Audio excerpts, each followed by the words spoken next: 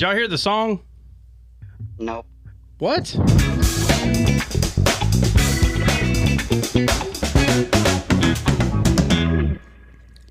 Heard it now. Oh, okay. My bad. There it is. Oh. Okay. Let me see. So we're doing reprobate. Underwater again, Bill. Again. Are we doing reprobate and rod and fool? No. This is not descaled, bro. This is descaled a grit mastery family. So we're talking about family. Oh, because the YouTube thing popped up and it said reprobate and fool. No, I'm changing it right now. It would be done already, but you start asking me questions. No. I just asked because He hasn't been paying attention. He said, I asked because you're the one that put it on there. So why are you blaming everybody else? There, is that better, Bill? Thank you very much. Thank you for being honest about what we're talking about. Now, if your family is perfect and y'all have no issues, please. Okay, I'm out of here. All right, swipe.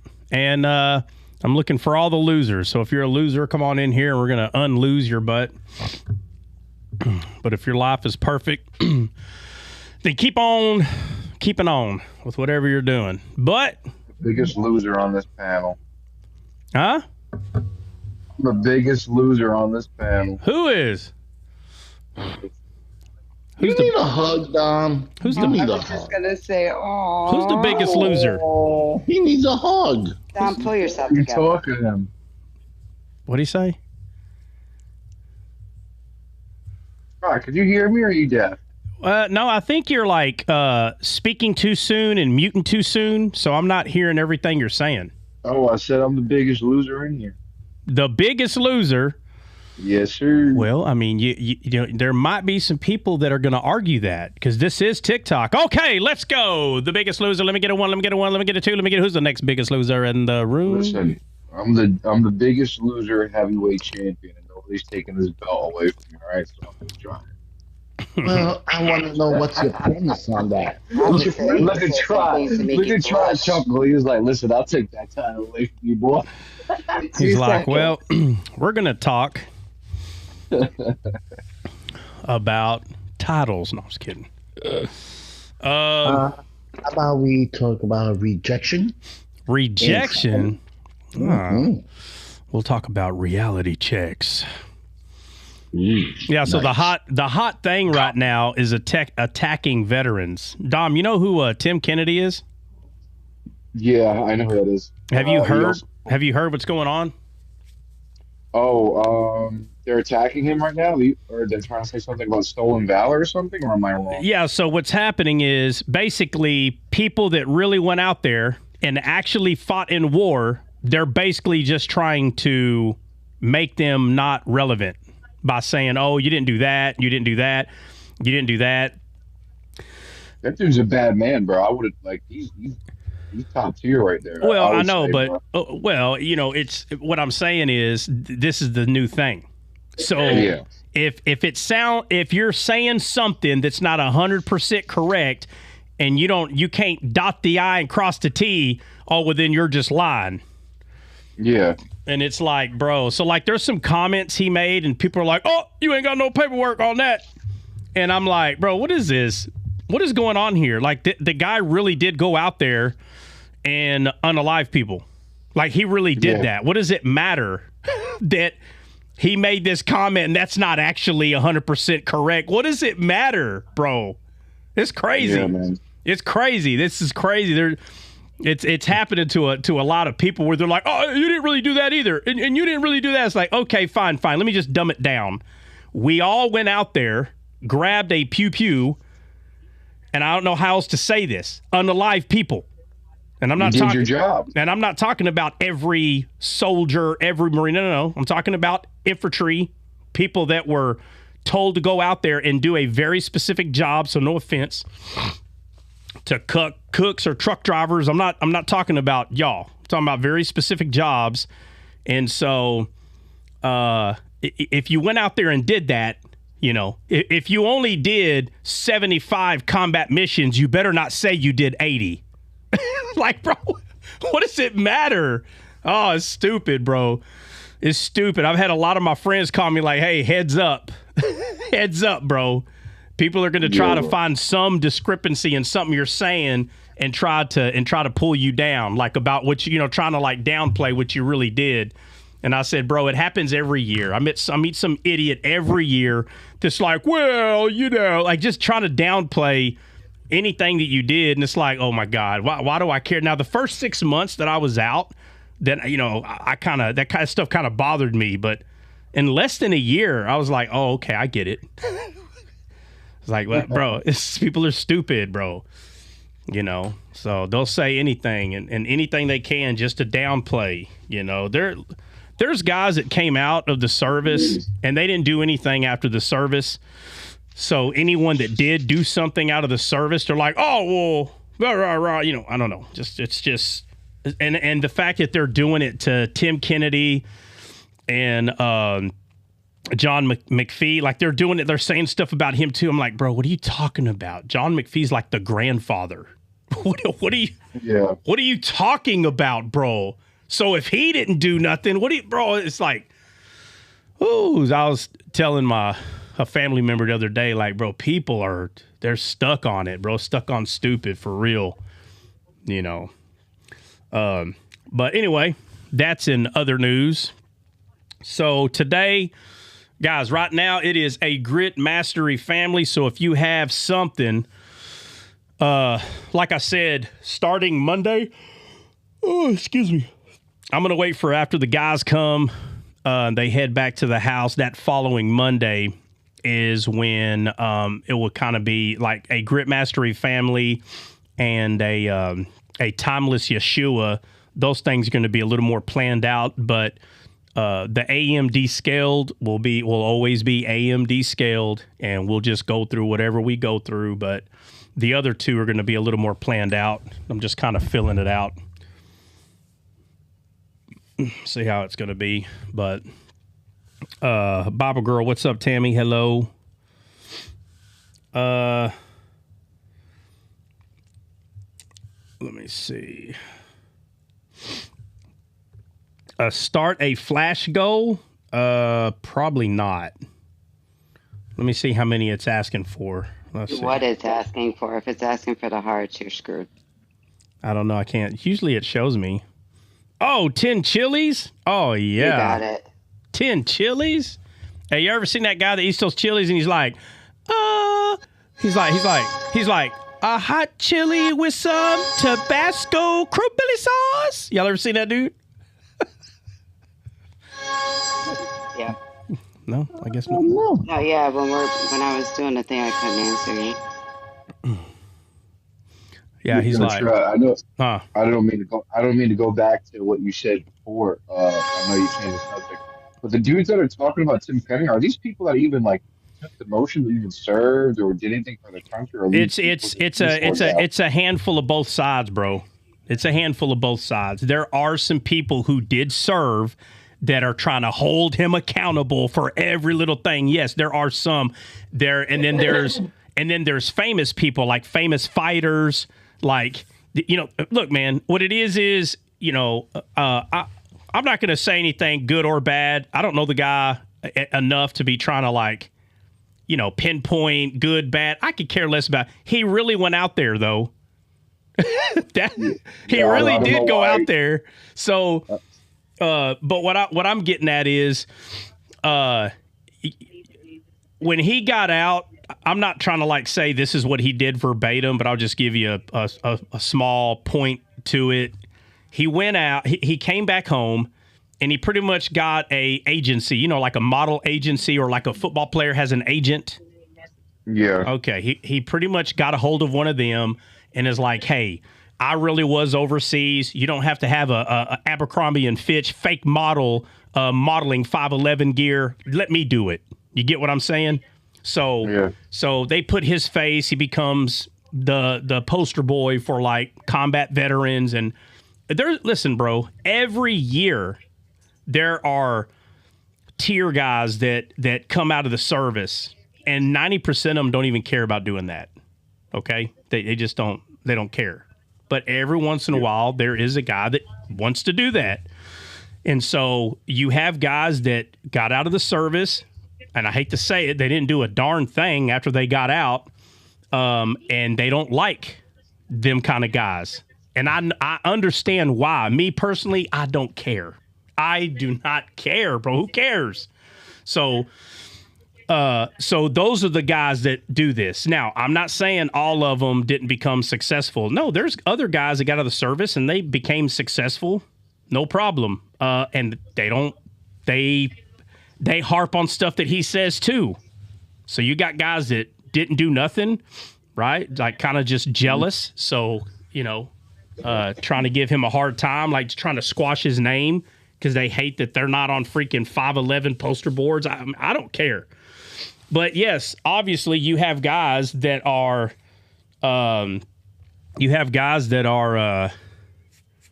civilians that are hot. So they're all kind of doing this together. It's all shades. I'm not talking about skin colors, but I'm saying all types of people. They're all doing it, and it's not just him. There's a couple of buddies I have too. It's happening to them, and it's like, I don't care. I really don't. There's people around you. They know what you did when you went out there, and you trying to prove it to the whole world. That's weird. That's just weird to me that anyone that shows up to your house, hey, somebody said, show me some, like you tell someone you get a bachelor's degree from some school. So every month someone needs to come see the degree. Yeah, we need to check that. We need to do a home check. We got to make sure it's legit. Yeah, and you're entitled, and you have to go show it to them. Man, get off my property. Man, you're crazy. Dude, matter of fact, stay right here. 911. Yes, there is a burglar in my house. Get the heck out of here, bro. So, it's just. Yeah, bro. Outrageous, bro. That the focus that you could be putting into another individual, that you could put that focus right back into you, and you take that amount of time and attention span to put that focus into you and what you want to do, you could achieve just as much. Yes, you could. I'm not gonna sit here and hate on Tim Kennedy. And it was like the same thing with David Goggins. People were just hating on David Goggins, man. But I didn't hate on him. I was like, you know what, man? I listened to a lot of his stuff, man. And a lot of his stuff like motivated me and got me all riled up to go running at like 4 a.m. when I didn't want to roll out of bed and go running 5 miles or go running or running 6 miles and start getting ready for the BCT. Do you know why? Do you know why people don't like him? Why? What's up? No, I'm asking really. Do you know why? I don't know. I think people just don't like Goggins, like, because they think he's like a fake badass. You know what I'm saying? Yeah. Well, so again, me, I don't care, bro. I don't care. What's wrong with him talking about schools that he went through?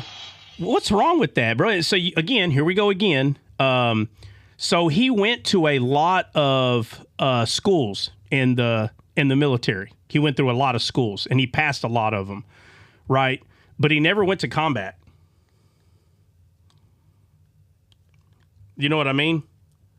Yeah. So there are these guys that are like, bro, you went through all these schools, so you were trained. Like, the purpose of this training is so you can utilize it in combat. That's the reason they exist. So there's guys that don't like that you went through all this stuff and you're telling people, yeah, I did all this. And they're like, but you never went to combat. That's what people. Yeah. And so I'm like, bro, what is. First of all, let me say this. I get it. I get what they're saying.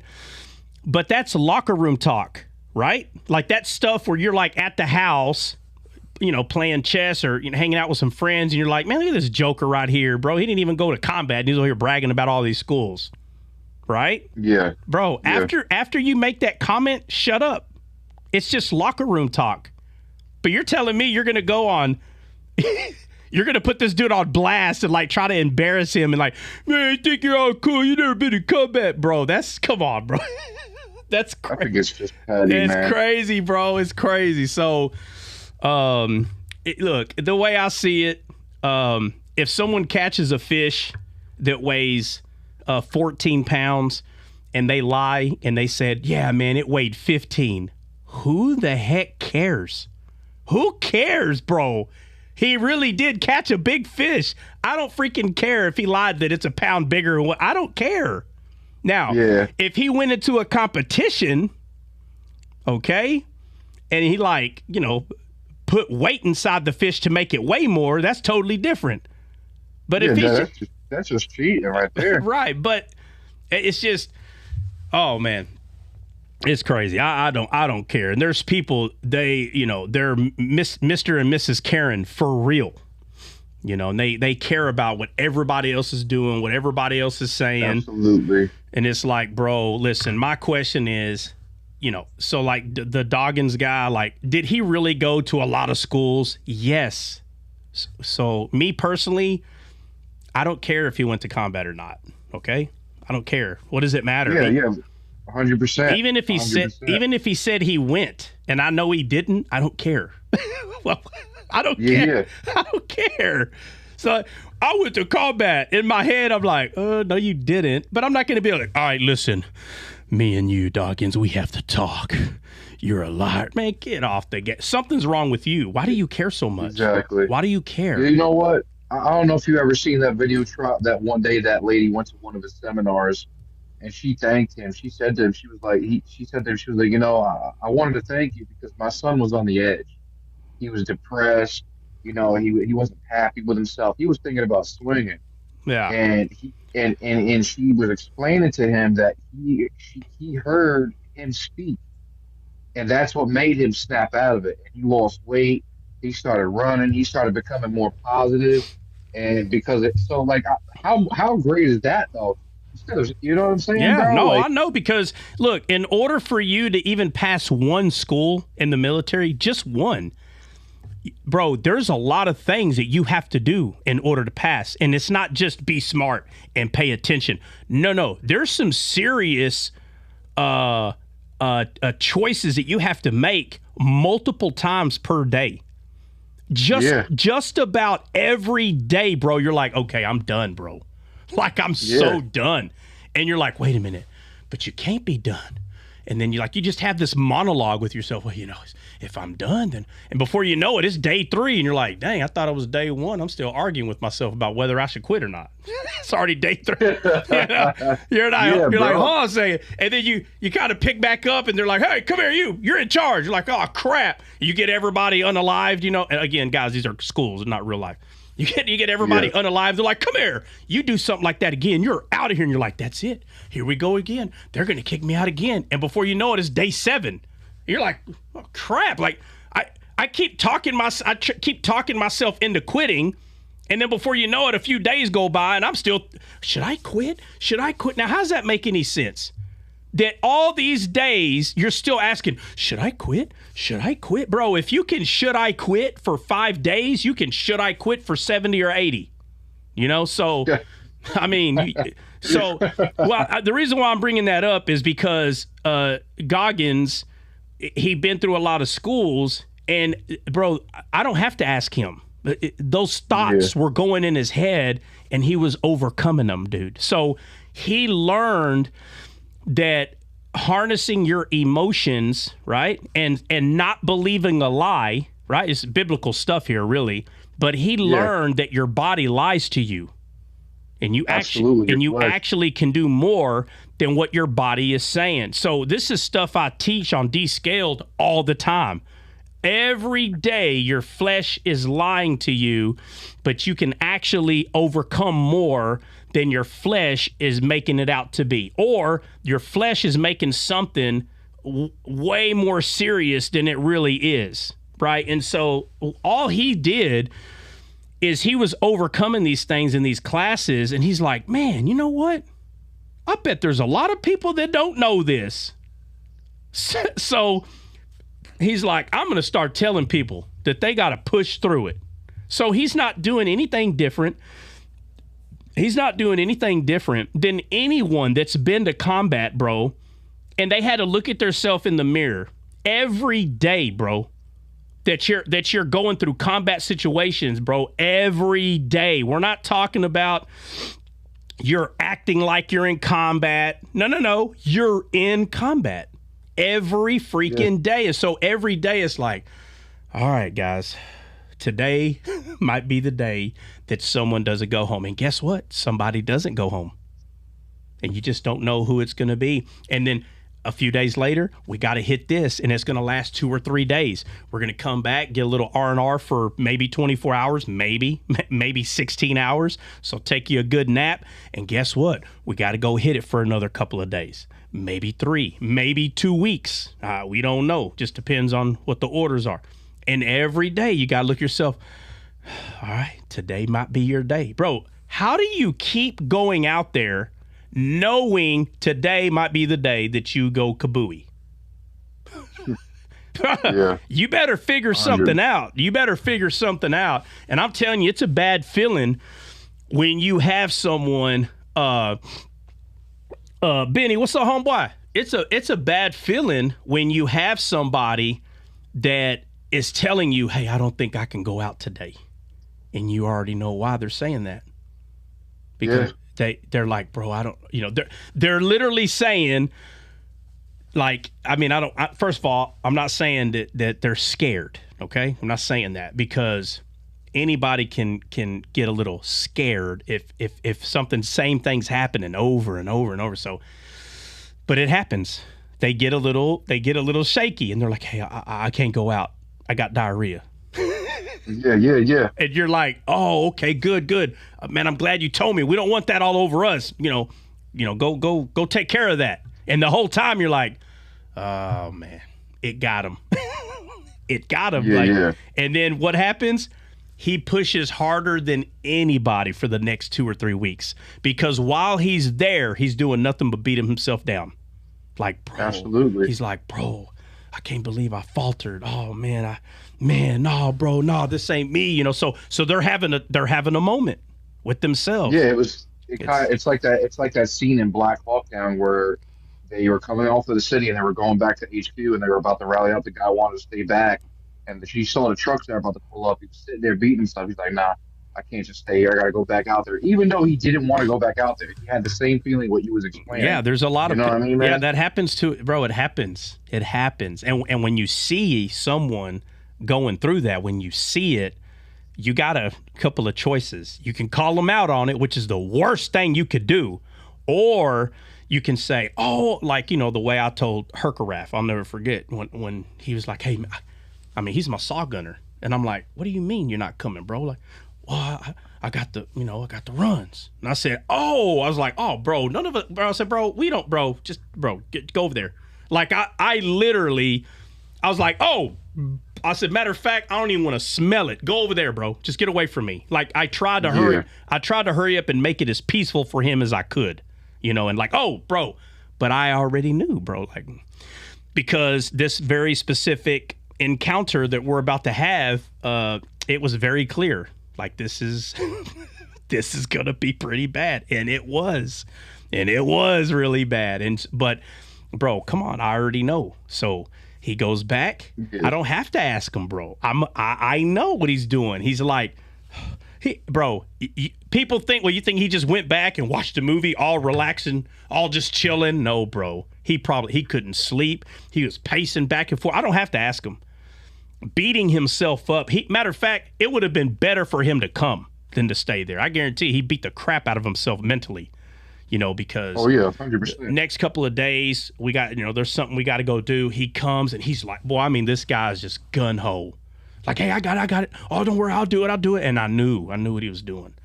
He just like, man, like, he had to have a talk with himself, bro. That's it. Like, do you really want to be out here? What are you doing? Why are we not going? Again, you can, some people like freaking Smeagol. Yes, we says, start talking to yourself. Like, and it's like, bro, they got to have their moment. And, bro, never had a problem with them again. Anyway, I'm just bringing all this up because Goggins probably didn't go to war, but what does it matter? He learned in these schools, he learned, bro, like, I wish I understood this when I was a kid. So he knows that if he didn't understand these things, bro, how many people don't understand this? He knows. Yep. So I could care less about, who went, who didn't go. I don't care. It doesn't matter. So, and you're fine, bro. I don't mind going back there. It's all good. But this time, let's move on. Yeah. This time, let's move on. So we're really supposed to have a 5 to 10 minute shenanigans, but it lasted 30 minutes. I can blame Dom for about 20 of that. Let's see. All right, so remember, guys, this is a Grit Mastery family, and Dom, is this your first time coming to a Grit Mastery family, bro? Yeah, bro. I think it might be. Okay, so that's why the title is what it is, right? I started Grit Mastery is because when I finally understood how to master grit, when it finally clicked, I said to myself, it was years ago, and I said, bro, I'm going to start something with the title Grit Mastery. It was when I say years ago, Bubba, we're talking about 20-some years ago. And a few years after that, I started, it's a 3-gun competition. Nobody carried my name, my badge, nothing, but I was training a lot of people on how to pew, and it was under the title Grit Mastery, and I still do that to this day. And it's all about mastering grit. Grit is not something that's easily mastered. It's not. And, I had a person say, well, are you really claiming you've mastered? Yes, that's what I'm claiming. 100%. I'm not talking about if somebody comes up to me and slaps me in the back of the head and I backhand them back and you go, oh, you're not mastering grit. That's not what I'm talking about. I'm talking about something really hard is happening in your life, and there's nothing you can do to stop it. The momentum's coming. And then as soon as you think that one's done, here comes another one and another one. And it's about how you're overcoming it every day. Not spazzing out and just flipping out on everybody and say, no, man, that's enough, man. I can't take no more. You don't know how to master grit. And you need to know how to do that. It will behoove you to know how to master grit. You have to be a master at it if you want an easier life in this world, period, the end. So that's why this is titled a Grit Mastery Family, because if a family knows how to go through hard times without losing their crap on one another, the family will last. So, and one of those things is learning how to harness your emotions. That's one of the most important things that a family can learn how to do. That's why doing couples activities are very important. You need to be finding activities that you think is going to challenge your significant other so you can be there for them during that challenge. Okay? Trust me, you don't want to be the only thing challenging them. If you're the only thing challenging them, they're not going to want to be around you because they're going to think you're the obstacle. And the only way, out of this obstacle is to get you out of the way. They're not thinking about climbing the obstacle, right? They're thinking about getting a bulldozer and pushing you out of the way. Now you're not even in the scene anymore. And so we're trying to get people to overcome obstacles and not to take a sledgehammer and just go knocking all the obstacles down because you don't want to do the obstacle. Well, you can take a sledgehammer and start knocking down all the obstacles all you want, but they're going to keep coming like an old Atari game. You ever play one of those games like Excite Bike? Those little hills never stop coming.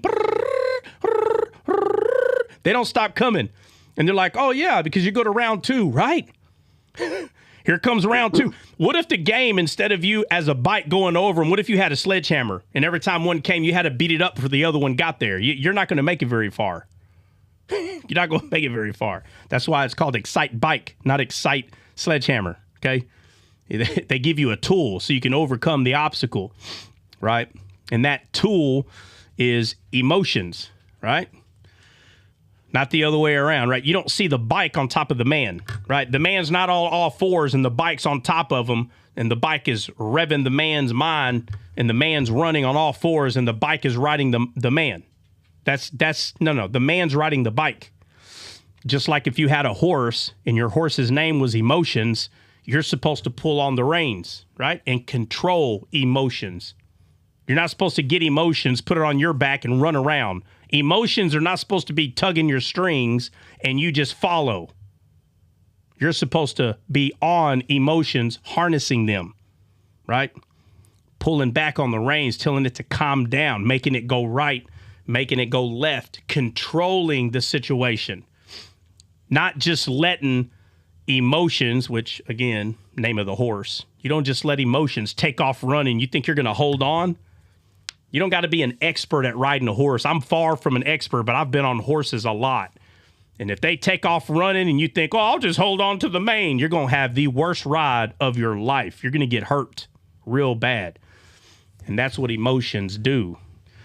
Emotions will 100% take you further than you want to go, make you pay more than you want to pay, and make you stay longer than you want to stay. So you have to learn how to harness them, and it's not easy. So that being said, that is the core of a grip mastery family, is that's where we're going to start. We're going to start at the root of the problem, and the root of the problem is people's emotions. And from there, you can branch out and start taking control of everything in your life. But if you don't know how to harness your emotions, you're just going to be hitting all these obstacles that are coming one at a time, and you don't even have the root in control. The root has to be in control. So you don't have to go get a book on how to overcome this. How do I overcome? How to overcome a wife that cheated? How to overcome a spoiled brat child? How to overcome? That's like there's a crack in the dam, all the water's coming out, and every book is about every incident you can overcome. That's like getting more mops. So all you're doing is you're getting a bunch of mops to mop up the water, but there's a crack in the dam. The problem, you're going to have to get every book that was ever invented written. 100%. 100%. You're going to have to just get every book that you can. You're going to have to get every mop to pick up the water, but the water is not going to stop coming. So that means that crack on the dam has to be fixed. What does that say? Xanax, what? Xanax fixes everything? Oh, man, I don't know who lied to you. Heck no. Xanax causes more problems. Yeah, don't listen to that.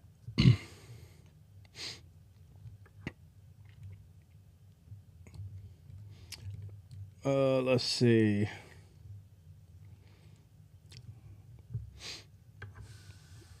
All right, what's up? Somebody got something or what? Faithful, would you say Xanax ruined my mom's life? Oh, man, let's not go there, Faithful. Come on now.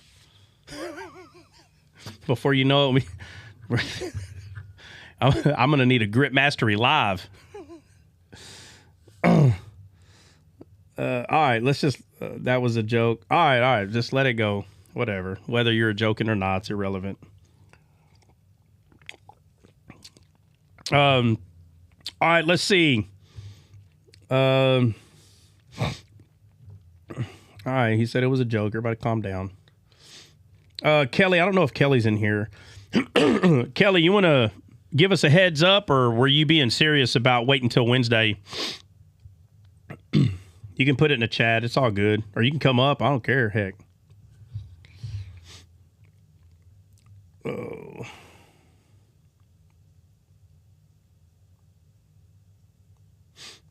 I don't even know. Kelly, can you hear me? Probably not even listening right now.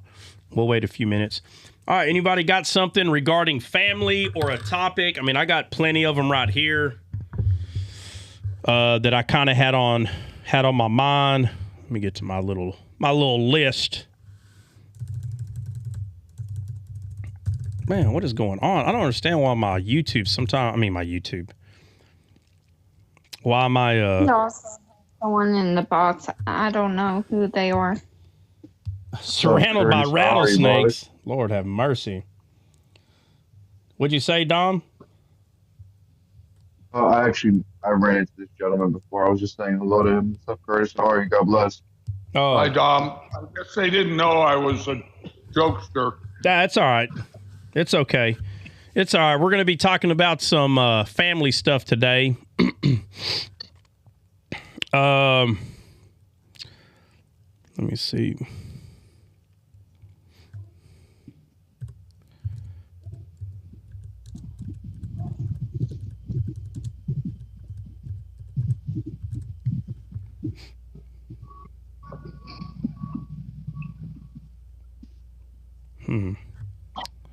Host, Dale.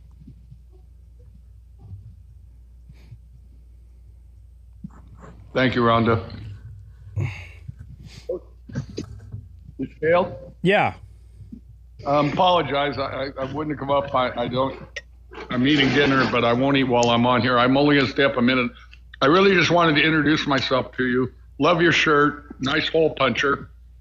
Yeah. That's what I call it. That's exactly what it is. It's a tool. We renamed it. Yeah. But you can see in your comments, and I don't say this with any hubris, I'm pretty well known, but I have a very narrow mission, and I just wanted to introduce myself briefly. You know, Scripture says we all have our gifts, right? Well, he gave me an odd one. I'm a scientist, in addition to being a Christian, and I'm the guy on TikTok. I don't know if you've seen, I looked at your messages, and for some reason, I haven't sent you an invite yet. But have you heard a guy on TikTok that talks about the Shroud of Turin and the science behind it?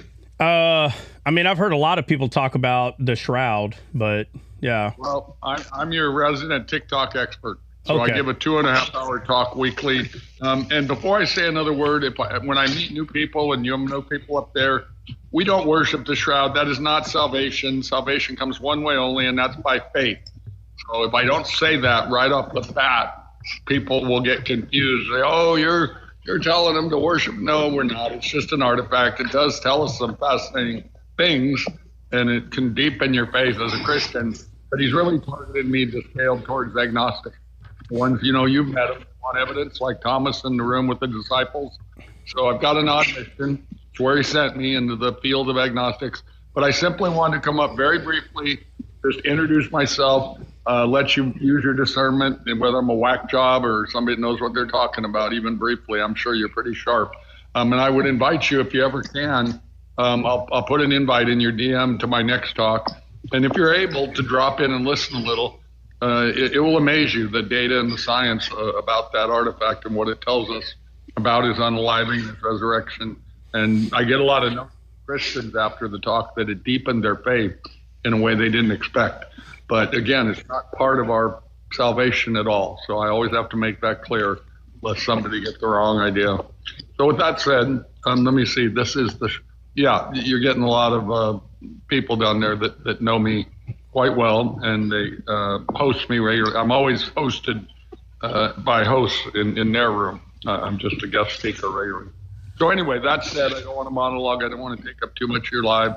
I just hadn't met you yet. I've seen your lives as I go by, and you've got. So I always try to drop in once in a while on new Christian hosts where I haven't met you personally, and take advantage of that for a minute and introduce, and maybe come listen to one if you can. Yeah, sometime. I mean, maybe, man. I mean, you never know. It's possible. All I can do is ask. You've seen your comments down below, so and I'm grateful and humbled. But we'll leave it at that. Yeah. I have a hole puncher too. Hey, that's what they are, man. They're hole punchers. I don't know why everybody gets offended by them. Just a tool. Don't either. Just a tool. Yeah. So, all good. Yeah, man. Yeah, thank you. All right. Thank you for coming up. I'm sorry for the bad. Sometimes I get a silly side, and I'm sorry for the bad humor. I thought the smiley faces people would get that comment. We're on TikTok, so I know the guy that made a comment back to you. I like I said, we're on TikTok and just, people have different sense of humors and things of that nature. And plus, because we're on TikTok and people may not know each other, they don't know how the next person is saying what they're saying. No, so it's no big deal. I probably don't know. Sometimes you go in a room. Do you want me to call you Descaled? That's fine. Yeah. All right. Sometimes when you go in a new Christian room, I'm sure you've seen this, they give you a series of theological questions, and I guess if you don't answer them right, you're not in their lane. They toss you. So I stopped that. I'm going to show you my theology. Can you read that? Says, my boss is a Jewish carpenter. That's my theology. Yeah. I stay right in that lane. Yeah. I don't worry about all the other different dogmas. It doesn't matter to me. I speak to him. He talks to me. I do what he tells me. But real quick, now here's my humor. This wasn't even mine. I was giving one of my Shroud talks to Scaled, and I didn't realize I had that shirt on. And after my talk, a lady wrote to me, and she said, Curtis, why are you talking about the Shroud of Turin if you're Jewish? Went right over her head. My shirt. So I wrote her nice. I said, no, ma'am, I'm not Jewish. My boss is Jewish, but I'm white. So, Yeah. No, it's good, man. You're good. Like, Descaled has several avenues. One of them is Descaled itself, where we just talk about Christ, shadows in the Old Testament. What the show you're on right now is a Grit Mastery family. So this is the family side of Descaled, and we just started another series that's going to be titled a Timeless Yeshua. So I don't know. I've been on TikTok and YouTube for probably 4 years or so. So you're fine, man. No big deal. You don't mind me asking, are you ex-military? Yeah. I'm guessing Marines. No, I was a infantryman, 11 Bravo Army. Well, appreciate you. I used to say thank you for your service, but now I say thank you for our freedom. Yeah, well, yeah, absolutely. Yeah, so, yeah, no, you're good. Too young for now. My dad was a B-17 pilot, and most of my family served. I served later. I'm twice elected to public office. Don't hold that against me. It's all right. Somebody's got to do it. Yeah, it was the way I served because, like I said, I missed Nam, so it was a way I could do something. It was local, small town, city council, vice mayor, and we did some good things. So yeah, like I said, yeah, you're good, man. Somebody's got to do it. So yeah, thanks for the invite. You never know, maybe one day we'll link up. If you want to stick around and hear some family stuff, great. If not, no big deal. I'll put an invite for my next talk this Wednesday. I'll shoot you the time. What time zone are you in? Do what? What time zone are you in? Central. It's 6:22. Are you at 7 or 8:22? 8. So you're 2 hours. So Wednesday at 2:00. Yeah, just shoot me. Yeah, just shoot me an invite, and if I'm able to go, I will. If not, then it is what it is. No big deal. No problem. You'll be amazed if you do, though. Thank you. All right, have a good one. Thank you, everybody. Absolutely. Comment. God bless. All right, let's see. That one guy said, "Can you go over dealing with depressed family members, speaking life into them?" That one guy, can you come up, or so I can at least maybe ask you some questions regarding what you're saying? All right, sweet. He can come up.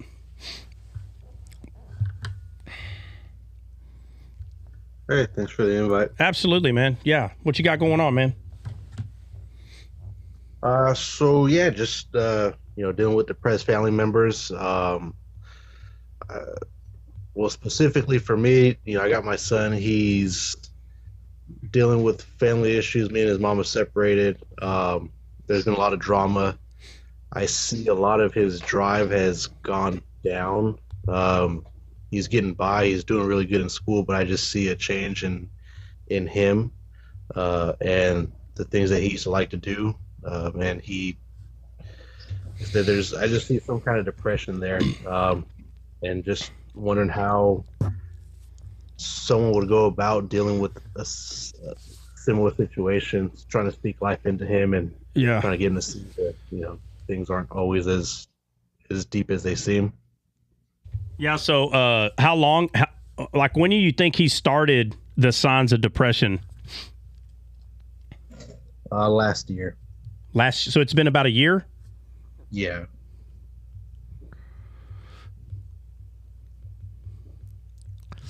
And this is your biological son? Yeah.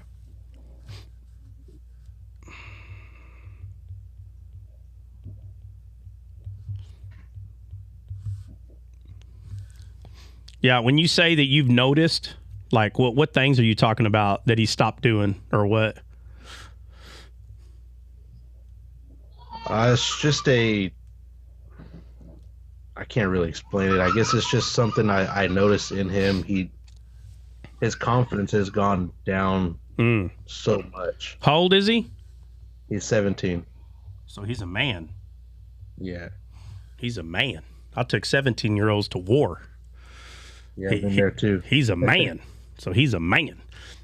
Well, yeah, I'm not focused on me. I'm focused on the very first time that I took one that age out there. You're kind of like, are you supposed to be here? It's like, so well, what's your name again? You know? And they're like, oh, well, my name is, and I'm like, so you went to basic training 3 days after your birthday? Yeah. And you went through basic and AIT. You're standing before me, so all that time wasn't enough to make you 18. No, not yet. Oh, my God. I was like, you do know we're going overseas in like 3 months. Yeah. Which means you're going to be 17 over there, too. Yeah, I know. I was like, geez. And then before we go out there, here comes another one. Now I got two that are 17. I'm like, why are you giving me all the... Why do I got to have two of them? Like, spread them out. Give somebody else. So that's what I mean by, the age. It's they're a man. And the dad of a 17-year-old is going to be like, no, they're not. No, they're not a man. And they're like, yeah, they are. They're here. They're here. So they are. So, yeah. Yeah. And the depression is caused by what? Like, if you were to give one or two, like if you were to be very specific, like what would you think is causing the depression? What would it be? Now, if it's personal, obviously you don't gotta give specifics. Just kind of point to like the type of thing, like, you know what I mean? Like, what kind of thing we're talking about? Yeah, honestly, I don't know how to get. I mean, I don't mind giving the backstory on putting it out there. I don't want to take up too much time. No. You don't got to. You don't even got to give the backstory. Just kind of like, just give me a sense that's like telling me like, oh, well, it's this kind of a thing. Like, just kind of show me what's causing it.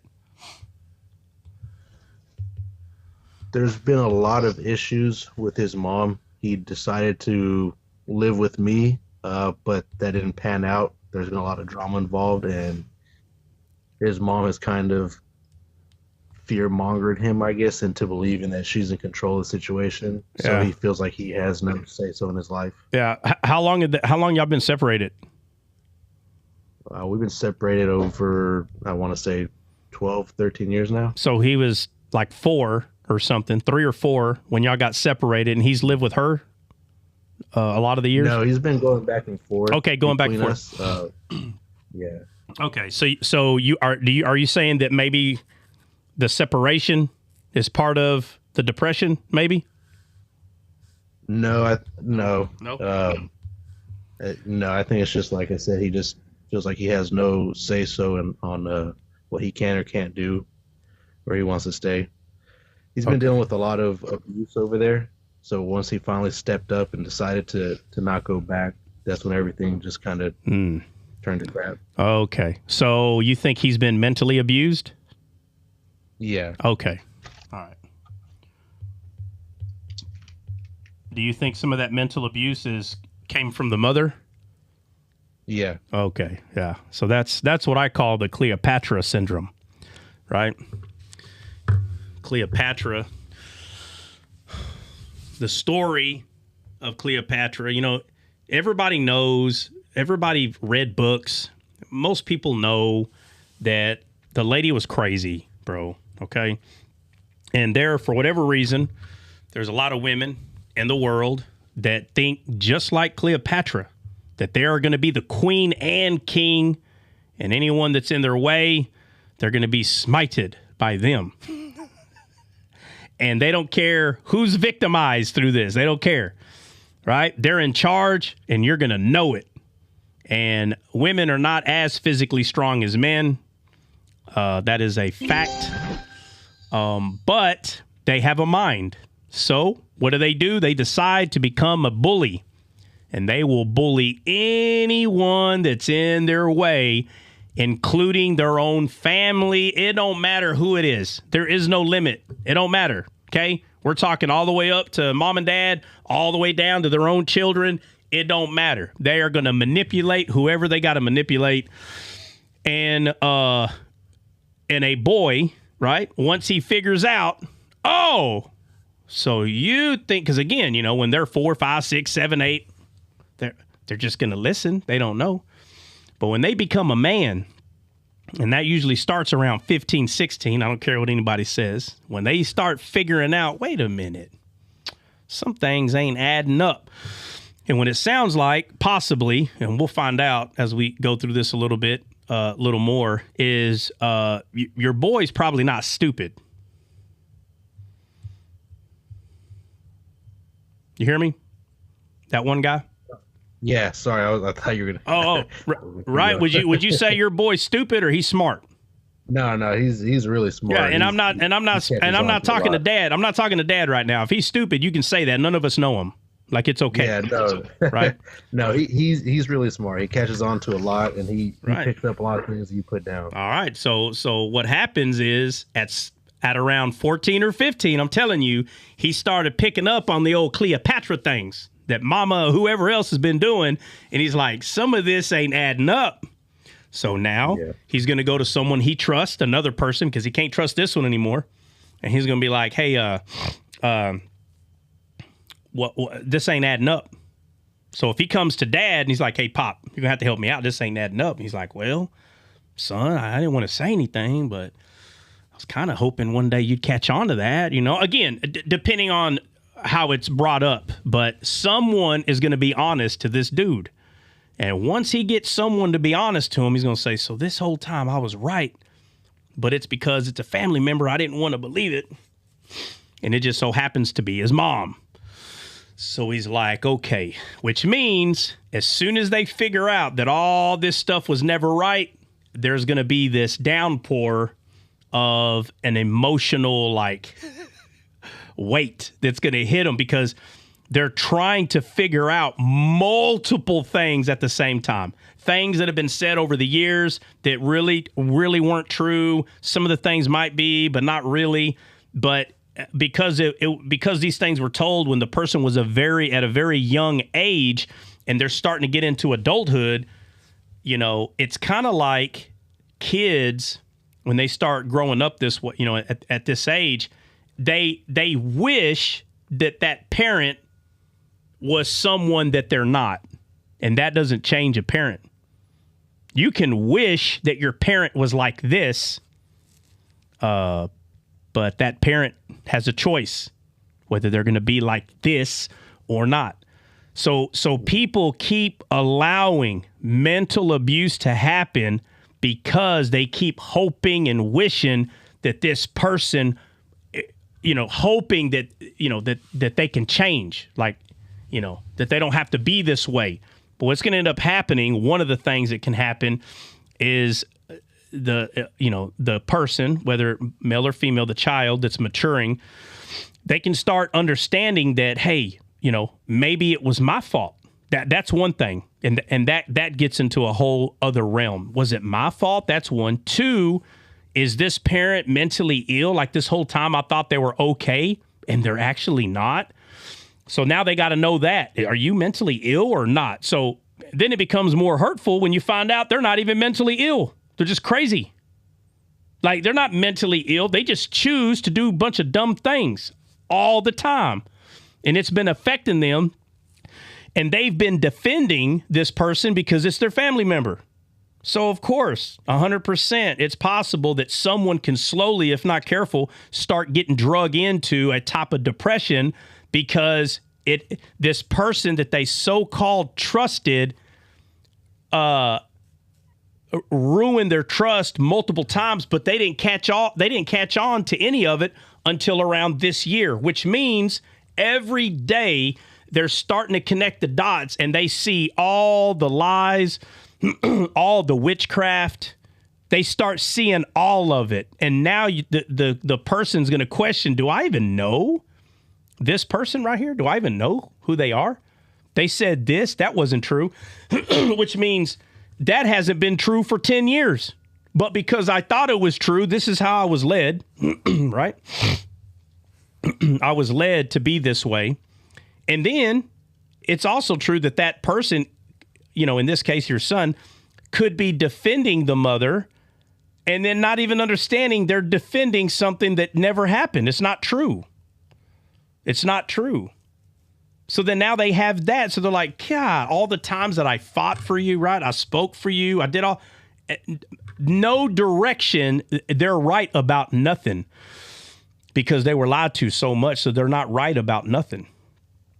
Right. So now we get to, okay, well, this person possibly can be getting into depression. So it's like, look, that's where we're at. How do we deal with this? How do we talk to someone about depression? Like, how do you even start? And one of the first things you do is get them to acknowledge if it's true. Like, do you think you're getting into depression? Is that possible?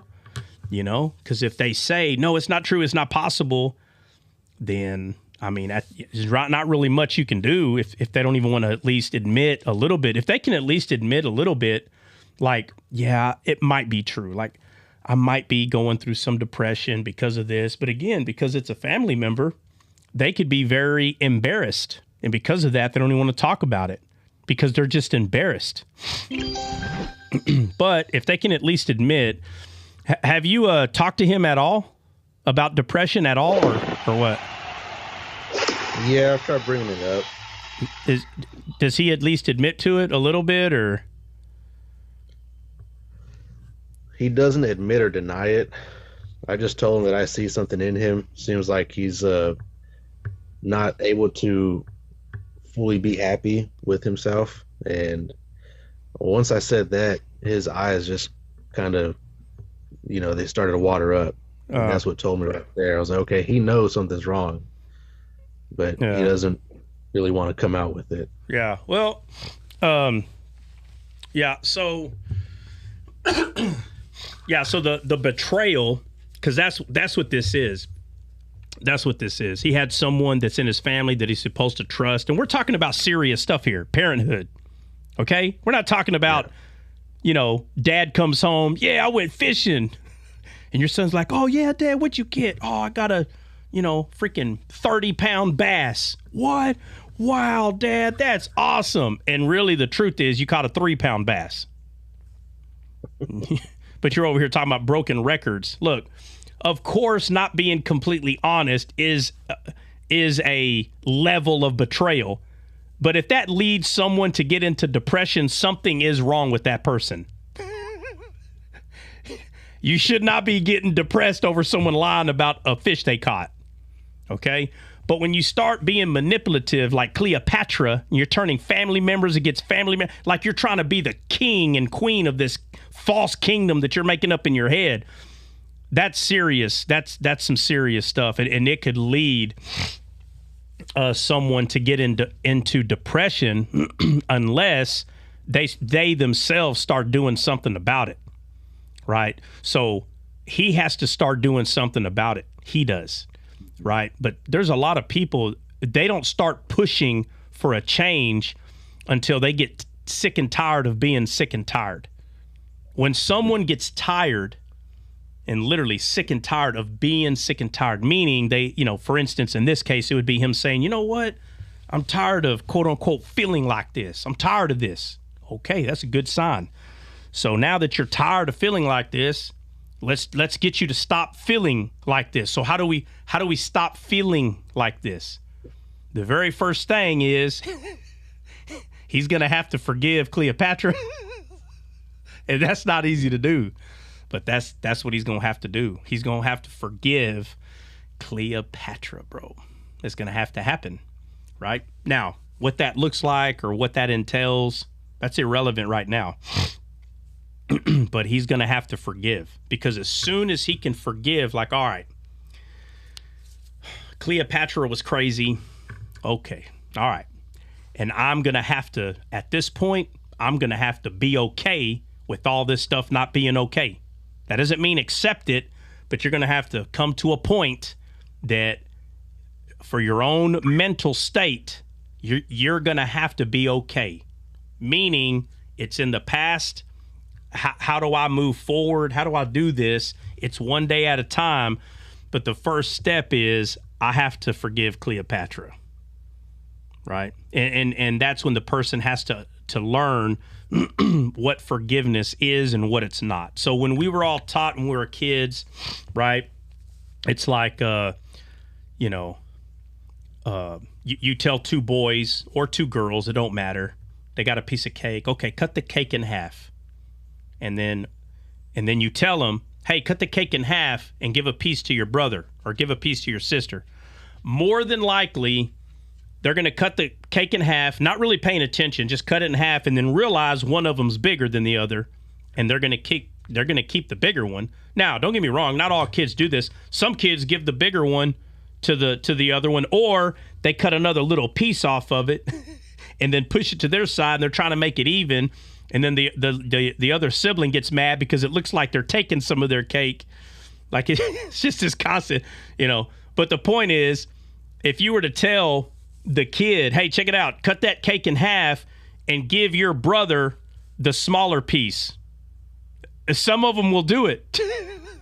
But if you tell them, cut it in half and give your brother the biggest piece, they are going to be so precise like a laser. They're going to make it so even, so when the other sibling comes, this one's bigger. It's going to be like, if it was, it might have been by, I don't know, size of a penny. But I cut it as, it's pretty much even. That's pretty much what, the mindset. But let's say you say, cut the cake and give your brother a piece. So he cuts it. He notices that there is a bigger piece, so he keeps it. He gives a smaller one to his brother, and you come and you're like, hey, what are you doing? Why did you give the smaller one? So here we go. You tell him you're sorry. I'm sorry. All right, now you forgive your brother. I forgive you, as he's freaking stuffing his face with the bigger piece. Ha ha, dummy. Ha ha ha. That's not what forgiveness is. And I'm bringing up that example because it's pointed to, oh, you were wronged, you need to forgive, and it's a bunch of words. Okay, I forgive you. It's a game. It's just a game. But you got to teach kids, they got to start somewhere. So you start them there. But when we get older, we actually start learning that forgiveness, if not careful, forgiveness is hard because you were truly wrong, like betrayed. If there was a scale 1 to 10, you were betrayed on a 10 level or a 9. Someone cutting a cake and giving you the smaller piece is not even a 1. It's like, 0.1. It's not even a 1. But when you really get a taste of betrayal and then now you're told, hey, you need to forgive, they're automatically going to reject that because the last time they forgave is when someone gave them an unfair piece of a cake. So now we're going to have to start teaching. Maria, how long have you been live? Maria, we didn't start till about 30 minutes in, so we still got about 30 minutes, okay? Just so y'all know, a Grit Mastery family is 1 hour. So in 30 minutes, 100%, we are getting off. So the very first thing right now is he has to be told that in order for bitterness not to grow inside of you, because as soon as bitterness starts, depression starts. So if he's already sowed a little bitterness in his heart towards Cleopatra, then that means he chose not to forgive. But forgiveness is not for the other person, it's for you. Because the root to all grief in people's life is self-centeredness. So it's funny how it is. He was taken advantage of, his young mind. He was taken advantage of by someone that supposedly loves. I guarantee. Let me ask you this: that one guy, does the boy's mom say "I love you" all the time to him? I don't know if she does or not, but this is kind of what I built my page around is narcissism. So I believe her to be a narcissistic personality. Her or him? Her. Yeah. Okay. Well, if she's narcissistic, more than likely she says to him, "I love you." She says those words to him a lot. Is he there? I know no, he's not here. Okay. I know there's a lot of love bombing going on that I've seen, especially when her episodes pick up or whatever. There's a lot of rewards he gets, a lot of different things that it just kind of ties into what love bombing is. Okay. Yeah. Okay. So you don't know if she says it a lot, but she's always buying gifts and stuff. Yeah. Yeah. So, okay. Yeah. So that's the same thing as saying "I love you," right? This is love. Mm-hmm. This. And it's not. Those things are not love, right? Buying gifts, they try to get this, love language. Oh, well, his love language is gifts. Sometimes people's love language is gifts. Like, let's say, for instance, Miss Cleopatra here, let's just say that her love language is gifts. Well, she thinks that everybody's love language is gifts.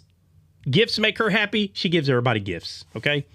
So the reason why I'm saying that is because when someone is being a narcissistic person, a lot of the times they're always telling these people, "I love you," but those are the ones they hurt the most, the ones they say, "I love you." And they say it all the time. "I love you, I love you, I love you, I love you." And at the same time, those are the ones that they're hurting. The same ones that they're saying, "I love you, I love you, I love you." Jesus, not one time did he ever tell anybody he loved them. Not once. And I think it's important that we learn that love is not a feeling. But that's what these people do when they, I love you with words, or gift, love, love, love, love. It's always about the word love that has nothing to do with God's love. But it's gift, love, love, love, gift, but yet they treat them like crap. Manipulate them, always. They're literally holding them back from becoming a great person because they keep them trapped in this false kingdom that they built themselves. Yes, love is an action. That's right. What Jesus did is he showed the action of love, because love is not a feeling. It is an action. Love is an action. So when people buy gifts, they're like, "See, this is an action." No. You buy gifts because you're trying to get reaction from the feeling. If you have to constantly tell your kids that you love them, they don't already know it. Why do you think Jesus said, "My sheep know my voice"? It said, "My sheep, they know my voice." His voice is love, comfort. That's what his voice is. It's appeasing to the spirit. It's not, his voice doesn't cause our feelings to hyper feel. I'm saying the wrong word, but his voice doesn't cause that. His voice causes 100% comfort. That's why he said, "My sheep know my voice." When we hear his voice, it's comforting. That's what it does. It's comforting. Now, there are people that will hear his voice and they get all emotional, but he's not in your emotions. Those are your emotions to your body, but he's not in our emotions. Every person that's here, if saved, he's in the inside of you. And if he was to start moving around, you don't feel him. You don't feel him. "Oh, he moved to my right side. Oh, wait a minute, I feel him over here now." That's a lie. You don't feel him inside you moving around. It's not true. But by faith, we know he's there. So we don't want bitterness, the seed of bitterness. We don't want that planted in our heart, but we're the only ones that can plant it. So when someone is being Cleopatra in your life and they've kind of manipulated everything in your life, and you plant that seed, and just like I said a while ago, self-centeredness, that root, that's the root to all grief. And so just like she was being self-centered when she started only thinking about herself and treating her own son this way, your son is being self-centered because, and this is not easy to hear, but his grief that he's going to have is because now he's being self-centered. You understand what I'm saying? Yeah, no, 100%. He's looking more about how he feels, and this is the only way I can say it. When you start thinking about self, so look how different they are. So let's say we got a jock in high school, okay, who played football, he played sports, and he's like, yeah, big stud on campus. And people say, oh, he's so self-centered. But you know the little emo kid that dresses in black and sits at the corner and reads books? Just a little nerd over there. Nobody would call that person self-centered, because everybody thinks self-centered is when you're all about you in the sense of like openly, like, hey, look at me, I'm so cool. No, that's not what self-centered means. Self-centered means you are centered on yourself. So if you're one of those kids, right, the little emo geeks at school sitting in a corner reading your book, and you're like, stupid jocks, and you're over there reading your book, and people come up there to talk to you, and you pick the book up higher because you're a little coward. You can't even say hi to nobody. You're self-centered too. Self-centeredness is not exactly the same in every person. But as soon as you start focusing everything around you, you become self-centered. So Cleopatra, very self-centered. Your son right now, if he allows what she was doing to continue to drive him in depression, it's only because he's being self-centered, which means he's not even thinking of his mother. You understand? So if Cleopatra, right, still has a hold on his mom, shouldn't he have compassion for his mother? Yeah. Right? But it's hard to have compassion for someone when they are the purpose that you're hurting. It's hard to have compassion. But if he could picture Satan speaking in his mom's ear and her like, oh yeah, that's a good idea. If he could picture that, he would very quickly have compassion and try to save his mother from that. He would try to save her. Again, I'm not saying today. I'm not saying go over there, Mom, let me preach the gospel to you. I'm not talking about that. I'm saying in his heart, if he could see that Satan, right? The Bible says that we wrestle not against what? Flesh and blood. Flesh and blood, but principality. So if he could see the truth that Satan sits right there and teaches his mom, hey, handle the situation like this. And he can see his mom stuck in this vice of this fake kingdom. If he could have her eyes and look around and see this kingdom, my kingdom, but yet you can go stand right next to her and be like, I don't see nothing. What are you talking about? But in their head, they're a king and a queen of this empire, and it doesn't even exist. Because Satan has made them believe, when he told Jesus, look at all this, I'll give you all this. Oh, he does it to people. And they're like, ha, this is all mine. And you go stand behind him and it's a desert. You're like, what are you talking about? What are you talking about? But it's a big mirage. They think they're in charge of this big. When they walk around, they think they're in a freaking robe made out of Egyptian cotton and silk. You hear me? And you're like beside him like, bro, what are you looking at? There ain't nothing here. And he's done got them believing all this crap. If your son could see that, he would feel sorry for his own mom because she's being taken advantage of and she doesn't even know it. Right?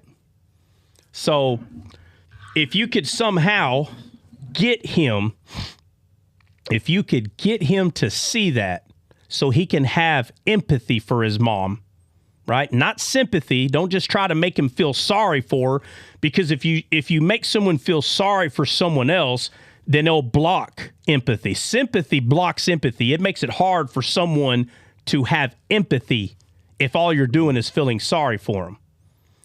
But empathy puts the person in their shoes. So if you would say, hey, son, let me ask you something. If you saw Satan whispering in my ear and I start listening. Bill, you got a bad echo. So just see what he would say to you. Say, hey, I'm being serious. If you saw Satan talking in my ear and you can hear everything that he's saying and I'm agreeing with it, I'm doing all this stuff that Satan is telling me, and you can tell that I think it's me. Like I think it's my own thoughts, but it's really Satan. Would you tell me? Just ask him. Say, hey, would you tell me? Dad, Satan is telling you that. I guarantee you he'd tell you, yeah, what do you think? I think he'd say, yeah, he would tell me. Yeah, and then ask him why. Okay, say, hey, I'm asking why. It don't matter how he words it, but the reason he's going to tell you is because you need to know. Like he's trying to warn you. Like, hey, whoa, that, Dad, that's not your thought. And you just need to kind of talk to him this way. Don't even bring up Cleopatra. Don't even bring her up. Just get his mind focused back where it matters, and that's on the heart. Just get him focused there. Bring him back to who he really is. Stop, try to take away the lie of this, which that's what Satan is doing, trying to get him to be depressed, trying to get him to water self-centeredness. That's all he's trying to do. He's just trying to get him. It's just going to lead to more grief. If anybody has grief in their life and you were to follow that grief of fruit that's coming off the tree, if you were to follow it all the way to the root, it would be self-centeredness. It's the only thing that allows someone to have grief in their life is because they're being self-centered. So even in a situation like this, if he could just put on the armor of God, if he could just put that on, he would be able to see that she has been lied to all these years. So if she's been lied to and she thinks this is how you handle this situation, and then she lies to the son, it is not going to take long for your son to take a step back and say, oh, wait a minute. I almost fell for it too. So he's falling for the same thing his mom fell for and probably doesn't even know it. So somewhere along the way, Satan started lying to the mother, made her believe, look at the kingdom that I'll give you. And she's like, wow, I have spiritual glasses on now. I can see it. Let's go. And so he led the way and she followed. But the Bible makes it very clear that Satan is a liar. So if Satan's a liar and we don't wrestle against flesh and blood, but principalities, the question would be, who's supposed to save mama from Satan? Who is supposed to help mom from these lies? Who? So if you can get him to start seeing this without bringing up mom, don't bring up mom. That's irrelevant. Just start asking him these kind of questions. And you know what? He is a man. He may say, man, why are you asking me these weird questions? Say, I don't know. I just don't think they're weird. My bad.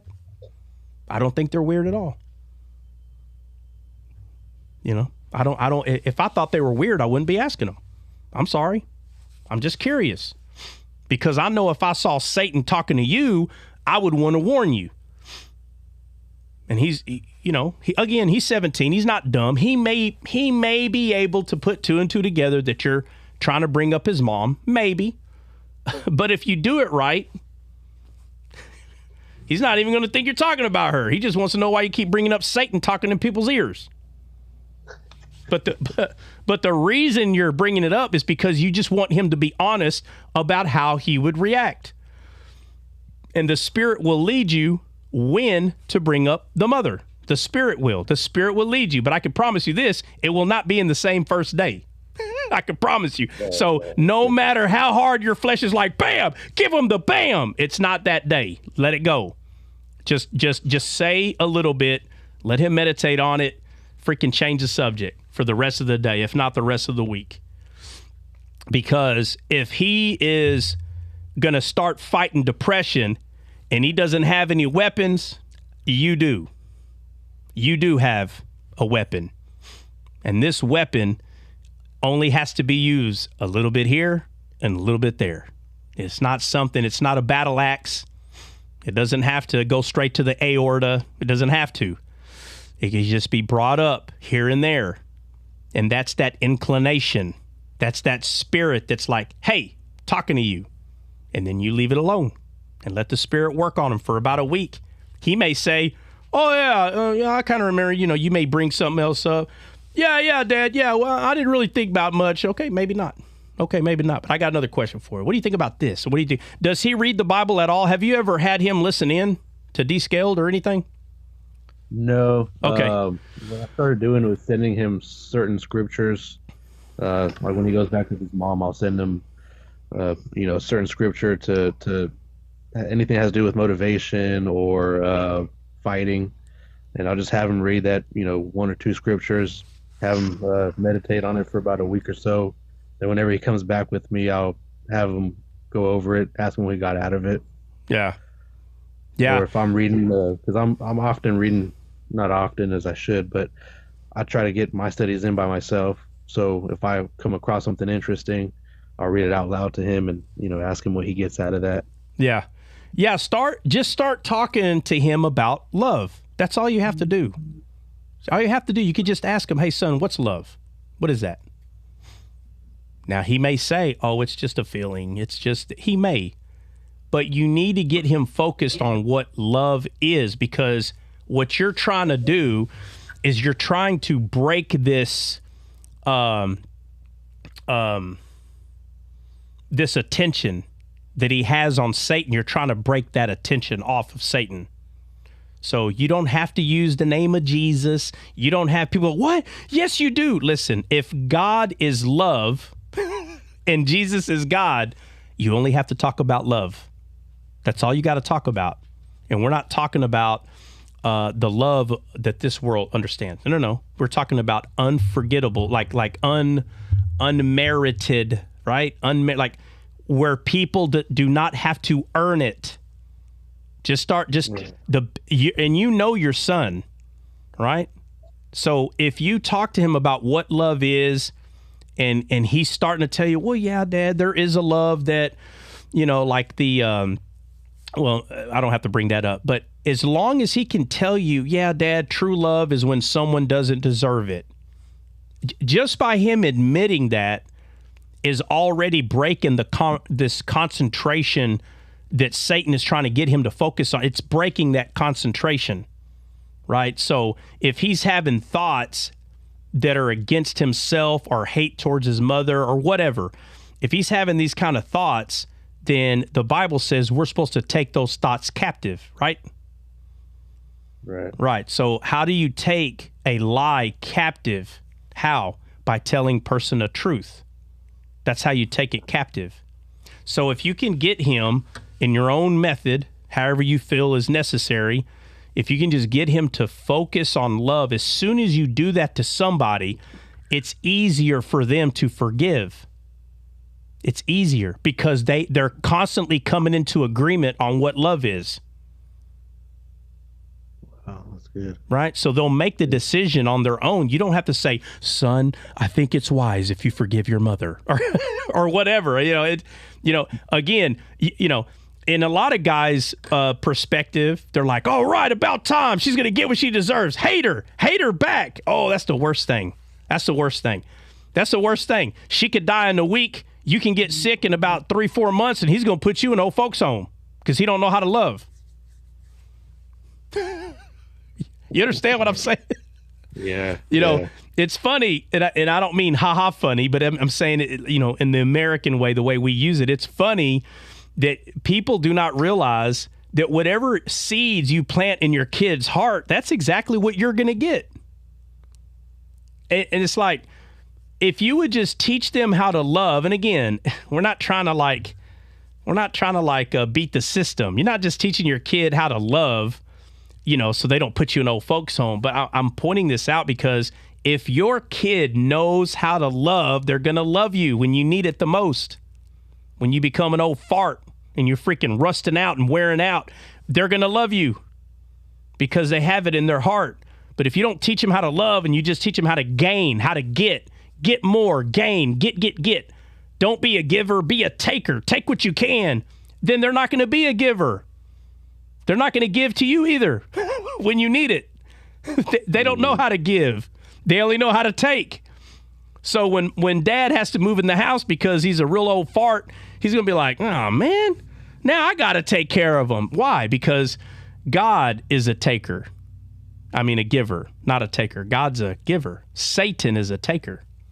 And so the characteristics of one of those is going to be in somebody's heart. So we don't just want him to forgive mom for our own personal gains. That's not the point. But the point is, this is forgiveness.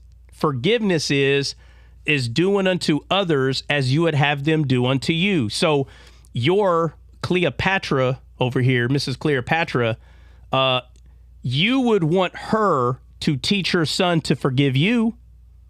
So it would only make sense that you are trying to get your son to forgive the mother, right? So I think the focus right now, right, because you're talking about, depressed family members, is to find out what is causing the depression. And you're saying that you're pretty certain that it's the mother.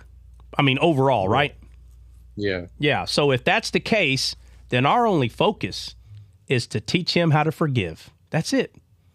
That's it. There doesn't need to be any discussion between you or her. No. Yeah. His heart is soil.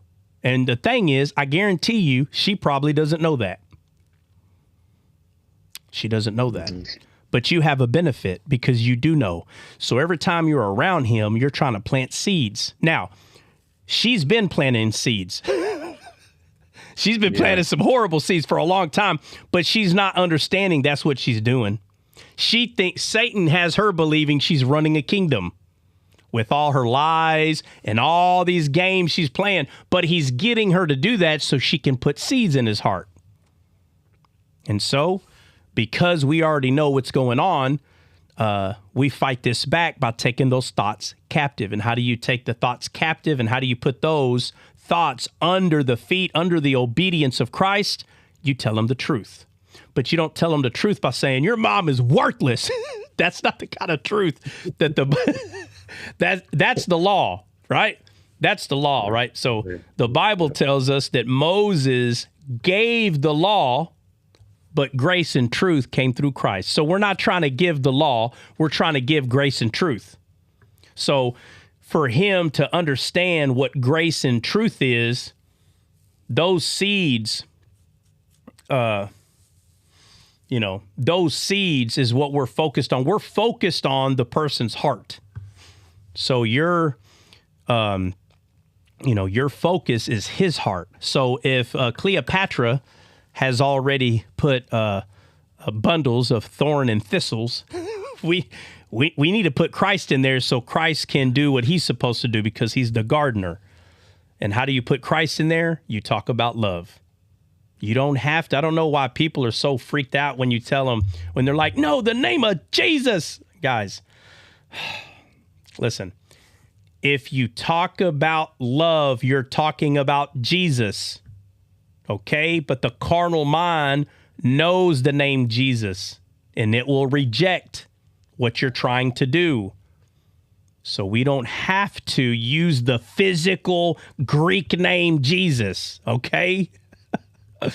But when you talk about love and you talk about God's kind of love, there's only one name that knows how to plant that seed, and that's Jesus. So you're giving your son over to Jesus when you're showing him that love is the better way. Love never fails.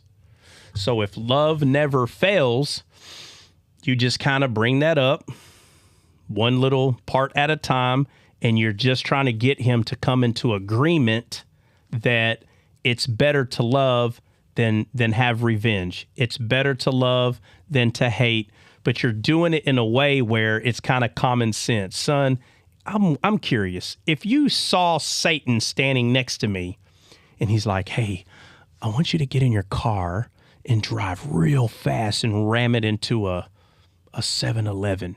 And I want you to try to hurt as many people as you can. And you saw me like, wow, that's a novel idea. And you saw me about to get in my vehicle and go do this. Would you come tell me, Dad, I just saw Satan talking in your ear. And he told you, that's it. And you just ask him, would you come tell me?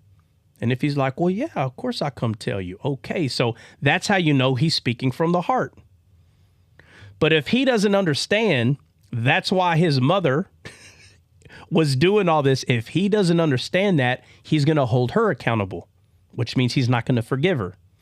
And that's Satan's game. Satan's game is to get you to see that you were hurt by this person and it's all their fault. They had no influence. It was their fault. So if they had no influence, then now it's okay to become depressed. Now it's okay to be self-centered about this and start hating this person because how dare them do this to me? And that's Satan's tactic. His tactic is to turn people against each other, right? He only comes to steal, kill, and destroy. So turn people against each other. And now if we can get the son to get depressed and unalive himself, then we can drive the daddy crazy next, right? Mm-hmm. That's right. So love never fails. Love is our weapon, and God does not let us down regarding love. It'll never happen. It will work every time. We just have to start putting that seed in the person's heart, and obviously in hope that it's not going to take years for this to go away, because it all depends on how rooted these lies are, right? Depression, self-centeredness, hate, unforgiveness. In a year, every person is different. So we got to find out how deep are these roots? How deep are these? And you'll never start learning that until you start asking him questions that are against what has already been put in his head. And that is, would you tell me if you saw him? Would you come tell me? And more than likely, he's like, oh, yeah, of course I would. And that right there shows you he's not far off. We just need to get him to understand this is what Satan does. And we just got to be a little creative. Exactly how we relate, that. You got any questions or anything? No, that's just a lot of good meat right there. A lot of good takeaway. Kind of helps me too. I was trying to get him to focus on his confidence and learning to stand on his own too. And I think I was putting that into him.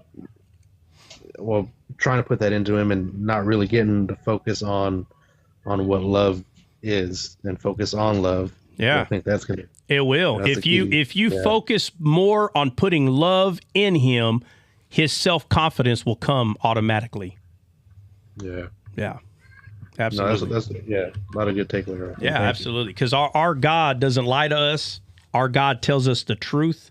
And when Jesus says that he is the way, the truth, and the life, if he's all three of those things, then love is the answer.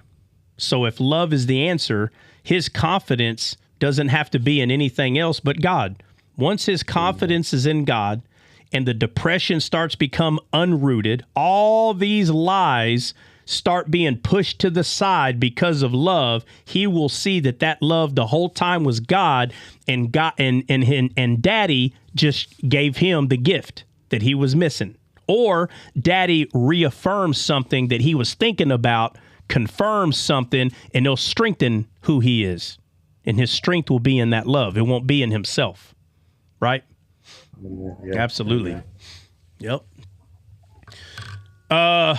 All right, guys, obviously it's literally been an hour. So let me at least say this.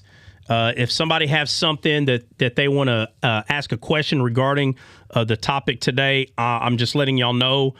Let me move this. If somebody has something to say regarding the topic, feel free. If you're on the panel and you want to say something, go right ahead. Just remember, if there's anybody new in here, this is a Grit Mastery family. This is the family side of Descaled. If you don't like Descaled and you hate Descaled, I promise you'll love the family side. And if you come here, you can hate on Descaled all you want to, okay? But we're going to love you anyway, and we're going to make sure that your family knows how to harness their emotions, and that doesn't matter if you like Descaled or not. So, anybody got anything? If so, say something. I'm trying to do something real quick. Oh. Matter of fact, I'm just going to title this Depressed Family Members. That's kind of the question that was brought, and I'm going to leave it at that. Man, how... Okay.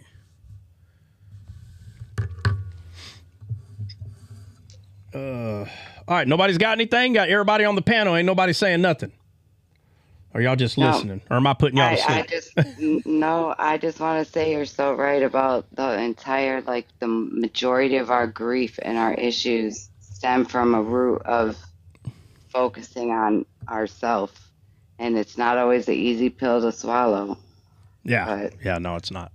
Once you can look at it in that way and coincidingly start loving on people in their every time season, man, it changes. It does. It changes. It does change. What'd you say, Jessica? Feel like I'm spinning in circles all the time. Jessica, what are you talking about? Jessica, if you need to come up here, and we could probably talk about something for about... My heifer. My bad. We could probably talk about something for a few minutes, but I'm really getting ready. But Jessica, remember, we're coming on. A Grit Mastery family is pretty much... we're pretty much probably going to come on, if not every day, close to every day. And if I have to do it on... a Saturday or a Sunday, I will. So let me throw that out there, guys. Descaled, y'all already know Descaled is not going to be a weekend thing, okay? But a Grit Mastery family, it is, okay? So it's not going to be every Saturday or every Sunday. It might be just one or the other. There may be days we'll do Saturday and Sunday.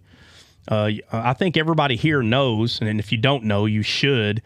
That regarding the Bible, there's always people that's looking for they'll even say the words, is there any way you could put any of that stuff you teach practical? You'll hear them ask this. And it's like, bro, it's everything in your life. Anything that I teach, I don't care if it's shadows of Christ.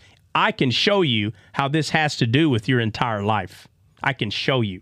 Okay. I don't just teach this because it's unorthodox and it's different. No, I can show you how this stuff, everything that I just shared with that one guy, someone tell me if that does not 100% go along with everything I talk about on Descaled. Absolutely. Okay, 100%. It does. But people cannot put two and two together. They're like, what does this have to do with family? Well, I'm going to show you. I'm going to prove it. Jesus is God. He is love. And I'm going to show you through everything I teach in Descaled, even the shadows through Abraham, how it 100% correlates with your family. But I'm going to show you how. And it's not easy, and I don't care if it's not easy. You're just going to have to harness your emotions, and we're going to go through there, okay? I love this, and I have something I have something that I'd like to say to that one guy.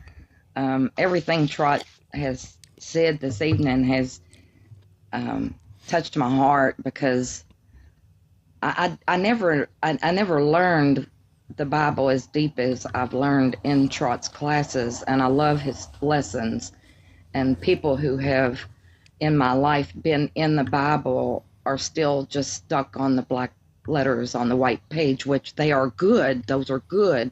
But when you get deeper, it just gets better, you know. But I was a teacher of some teenagers in a church, in a youth group. And these teenagers, when they come to class, their questions always revolved around, how do I love somebody who hurt me?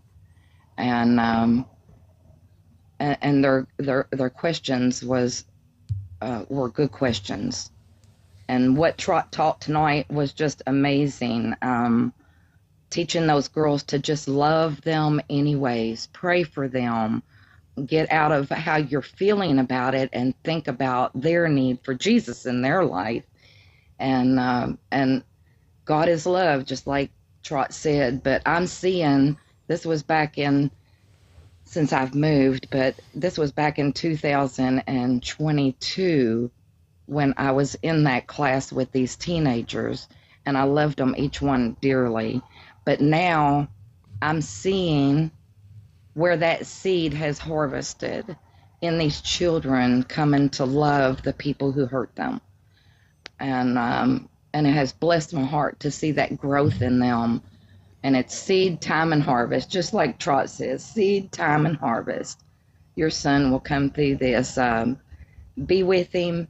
The things that you see him not enjoying, try to put them in both of your lives, those things, whatever it might have been, baseball. Go do things together of things that you saw him love, to bring that love back to him, and not being just about him, but about life in general. He is a teenager. I know y'all are saying he's a man, but he is a teenager, and just love him. God bless you. You're a good daddy. Amen.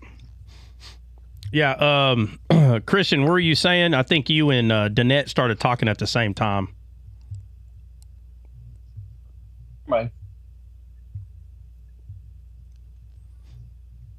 What? What did he say? Never mind. Oh, never mind. Never mind. Hey, Christian, is this one of your troll accounts right here? Claire, what does that say? Care Bear Stare? I could have swore I just saw a Care Bear. Anybody else see that? What are you talking about? She's a sister from England. Oh, okay. My bad. I thought that was one of Christian's troll accounts on there. That'd be funny if he started trolling you with how that much account. Longer? How Yeah, much that would longer? be funny, Christian. You should do that. Hey, He'll be like, "There's this Care Bear following me everywhere." hey, he's gonna make one for real now. He's be like, oh, you know what? I am gonna make one now. It's gonna have like a red eye stare. Yeah. It's gonna have how much longer stare? How much longer stare? Like a dead stare. How much longer stare? That's hilarious. Yeah. So, anybody got anything to say about the discussion we just had? Say it now or forever hold your peace. Remember, a Grit Mastery family is going to be an hour long. Okay. Obviously, the shenanigans part, it is what it is. All right. So I know there's probably going to be a lot of people in here. It's like, can we just get to the topic? Just bear with us. Okay. Bear with us. Big Bill, there's a bad echo. There's a bad echo. Horrible. Yeah, that's the new mic. I'm trying the new system. Man, you better untry it. Unplug that thing. Heck no. Reverse it. Heck no. Throw it in reverse, Terry. Throw that bad boy. Let's see. Jessica Newberry, can you come up real quick? We'll give it a couple of minutes and I don't even know if she can. I dropped for her before and I requested her up. there's already an opening. How do I sound now? A lot better, I think. Hold on, let me see. Yeah, I don't hear an echo. Jessica, what's up? Okay, perfect. Hey, hold on 1 second. Let me take this earbud out because I know I sound like I'm in Bill's house using his earbuds. Heck yeah. You sound like you're swimming in Bill's house. They're in a tunnel. They're in a tunnel together. I swear. Yeah. They're in the same tunnel. Hey, what are you doing here? Oh man. Same cave like David and Saul.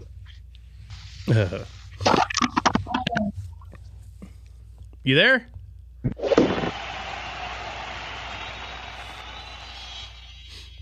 Yeah, and that one guy, don't think that's the last time we'll talk about it, man. Just come in here and kind of give us an update. But, you know, just every chance you get, you know, just throw a little bit out there and leave it alone and just let God work. And, you know, it's when the Bible is telling us to pray for God's will, his will 100% is for Christ to be planted in your son's heart. We don't have to beg for that. All of us ain't got to hold hands and sing freaking kumbaya. He already wants to do that. Your job is to just go up to that soil, right, the land, and take that land back just by speaking to it. That's faith. That's it. That's all we have to do. So there is no worry. There is no fear. Satan's a liar. And your son's heart's going to be fine because you are going to take charge of it, okay? But you're going to do it in a way that the world's not used to. Amen. Right? Yeah. So we don't have to... It definitely gives me a lot to think about. And like I said, puts a new game plan to put together in my head and, you know, start speaking different things into him more, you know. Yeah, we don't have to focus on all the junk. Like, hey, are you okay? Is everything all right, bro? That way of thinking is not saying what needs to be said. So we need to say what needs to be said, not asking him if he's okay. Are you okay? Is everything all right? Again, I'm not saying that you're asking those questions. I'm saying that against popular belief, I'm saying that the focus is not what the issue is. That's not the focus. The focus is love.